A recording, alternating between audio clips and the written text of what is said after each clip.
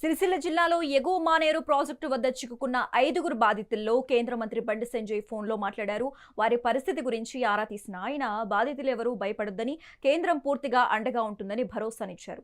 ఇప్పటికే జిల్లా కలెక్టర్ సహా అధికారులు అక్కడికి చేరుకుని సహాయక చర్యలు చేపడుతున్నారని, భోజనం కూడా అందేలా చూస్తామని బండి సంజయ్ తెలిపారు. తాము ధైర్యంగా ఉన్నామని, అధికారులు తమను కాపాడతారనే నమ్మకం ఉందని బాధితుడు స్వామి బండి సంజయ్కి వివరించారు. ఎక్కడున్నారు? మధ్యలోన్నారా?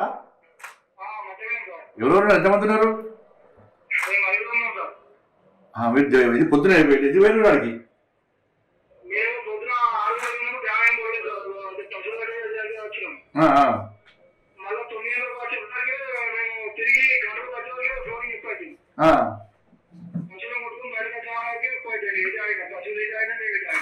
వర్షం సడన్ గా బాగుపడ్డది.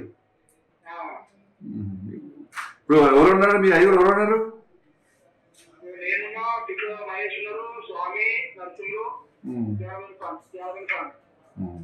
ఇప్పుడు మీ దగ్గర కొంచెం వాటర్ ఎక్కువ లేవు, మీ దగ్గర ఉన్న ప్లేస్ లేవు కదా ఎక్కువ?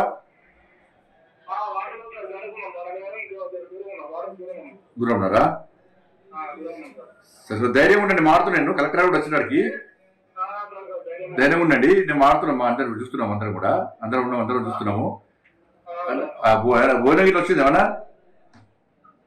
భోజనం గిట్ల వచ్చిందా? భోజనం గిట్లా పంపిస్తారు. కలెక్టర్ చూస్తున్నారు, ఆయన కూడా వస్తున్నారు. ఆడికి కలెక్టర్ వస్తున్నారు. అదే నోటి వస్తారు, అక్కడ ఉంటాను చెప్పన్నారు. మీరు టెన్షన్ పడకండి, టెన్షన్ పడద్దు.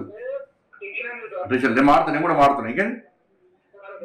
సరే సరే సరే.